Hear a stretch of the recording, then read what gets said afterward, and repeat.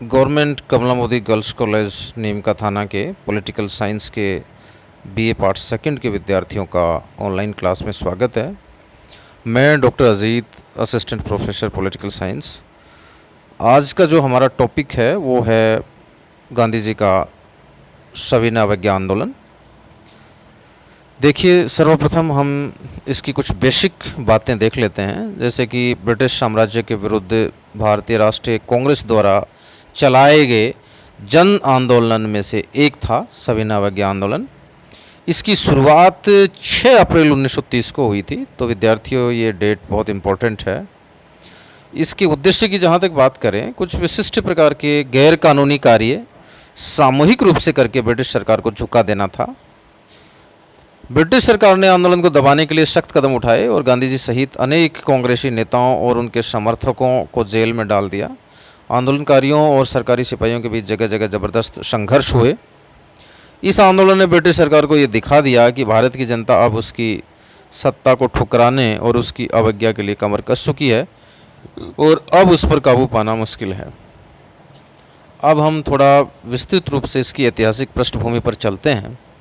देखिए, फरवरी 1930 में कांग्रेस कार्य समिति ने पूर्ण स्वराज्य प्राप्त करने के लिए सविनय अवज्ञा आंदोलन प्रारंभ करने का अधिकार महात्मा गांधी को दे दिया। इससे पहले 1928 के मध्य सरदार पटेल के नेतृत्व में किसानों ने बारदोली में एक सफल सत्याग्रह किया था। सरकार को भूमि कर देने से इनकार कर दिया था। इसलिए कांग्रेस को ये तरीका काफ़ी प्रभावशाली प्रतीत हुआ। किंतु आंदोलन प्रारंभ करने से पूर्व महात्मा गांधी ने एक बार फिर सरकार से समझौता करने का प्रयत्न किया और इस हेतु लॉर्ड इरविन को 2 मार्च 1930 को एक पत्र लिखा। इस पत्र में 11 मांगों का उल्लेख किया गया जो जनवरी 1930 में सरकार के समक्ष प्रस्तुत की गई थी। उन्होंने ये भी कहा कि यदि अंग्रेज सरकार ने उन मांगों को पूरा नहीं किया तो वे 12 मार्च 1930 को नमक कानून का उल्लंघन करेंगे। इरविन ने इस पत्र का कोई संतोषजनक उत्तर नहीं दिया। गांधी जी ने अपना पक्ष स्पष्ट करने के लिए वायसराय से भेंट करनी चाहिए, किंतु इरविन ने गांधी जी से मिलने से ही मना कर दिया। और इसी के साथ सविनय अवज्ञा आंदोलन की शुरुआत हो गई दांडी मार्च से, दांडी कूच से।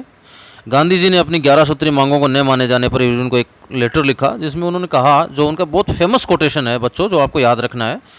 उन्होंने कहा था कि मैंने घुटने टेक कर रोटी मांगी थी लेकिन मुझे पत्थर मिला, इंतजार की घड़ियाँ अब समाप्त हुई।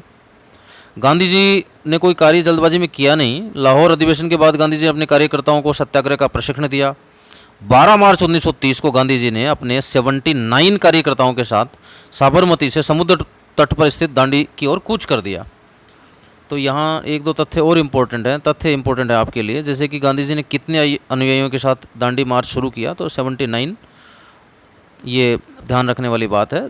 200 मील की यात्रा पैदल चलकर 24 दिन में ही पूरी की गई। सरदार पटेल ने आगे आगे चलकर लोगों को गांधी जी के स्वागत के लिए तैयार किया।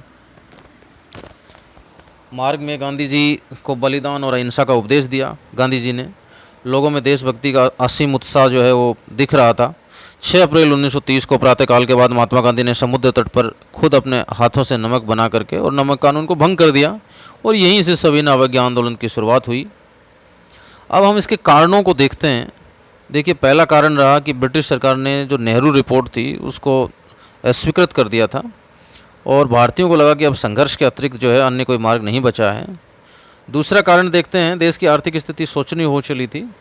विश्वव्यापी आर्थिक मंदी से भारत भी अछूता नहीं रहा था। पूरे विश्व में तो मंदी थी, भारत में भी थी। एक तरफ विश्व की महान आर्थिक मंदी ने तो दूसरी तरफ सोवियत संघ की समाजवादी सफलता और चीन की क्रांति के प्रभाव ने दुनिया के विभिन्न देशों में क्रांति की स्थितियां पैदा कर दी थी। किसानों और मजदूरों की स्थिति बहुत ही दयनीय हो गई थी। फलस्वरूप देश का वातावरण तेज़ी से ब्रिटिश सरकार विरोधी हो गया। गांधी जी ने इस मौके का लाभ उठा करके और इस विरोध, इस असंतोष, इस आक्रोश को जो है सविनय अवज्ञा आंदोलन की तरफ मोड़ दिया उन्होंने। नेक्स्ट कारण है कि भारत की विप्लवकारी स्थिति ने भी आंदोलन को शुरू करने को प्रेरित किया। आतंकवादी गतिविधियां बढ़ रही थी। मेरठ षड्यंत्र केस और लाहौर षड्यंत्र केस ने सरकार विरोधी विचारधाराओं को उग्र बना दिया था। किसानों, मजदूरों और आतंकवादियों के बीच समान दृष्टिकोण बनते जा रहे थे। इससे हिंसा और भय का वातावरण हो गया था। हिंसात्मक संघर्ष की संभावना अधिक हो गई थी। नेक्स्ट कारण है, सरकार राष्ट्रीयता और देश प्रेम की भावना से त्रस्त हो चुकी थी, अतः वह नित्य नए दमन के नए उपाय ढूंढ रही थी। इस संदर्भ में सरकार ने 1929 में पब्लिक सेफ्टी बिल जो है वो पास किया था। जिसे विधानमंडल अस्वीकार कर चुका था और जिसे काला कानून कहा गया था, इससे भी जो है जनता में असंतोष हो गया था। नेक्स्ट कारण जो है 31 अक्टूबर 1929 को वायसराय लॉर्ड इरविन ने ये घोषित किया था कि मुझे ब्रिटिश सरकार की ओर से घोषित करने का ये अधिकार मिला है कि सरकार के मतानुसार 1917 की घोषणा में ये बात अंतर्निहित है कि भारत को अंत में औपनिवेशिक स्वराज प्रदान किया जाएगा। लॉर्ड इरविन की घोषणा से भारतीयों के बीच एक नई आशा का संचार हुआ। फलतः वायसराय के निमंत्रण पर गांधी जी, जिन्ना, तेज बहादुर सप्रू, विठल भाई पटेल इत्यादि कांग्रेसी नेताओं ने दिल्ली में उनसे मुलाकात की। वायसराय डोमिनियन स्टेट्स के विषय पर इन नेताओं को कोई निश्चित आश्वासन नहीं दे सके।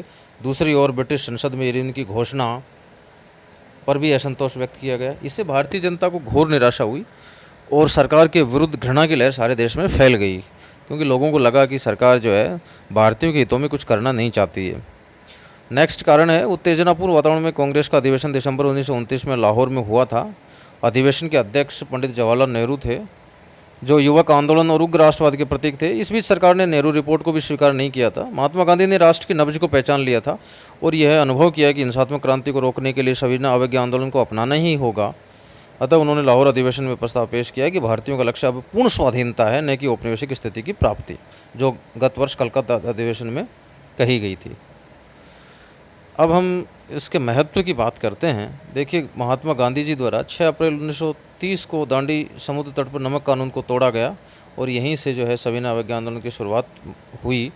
इस आंदोलन के लिए विपिन चंद्र पाल का मानना है कि इस आंदोलन की योजना बहुत समझदारी से बनाई गई है। ऊपर से हानि रहित दिखने वाला आंदोलन भयंकर साबित हुआ, यानी इसका काफ़ी व्यापक प्रभाव हुआ।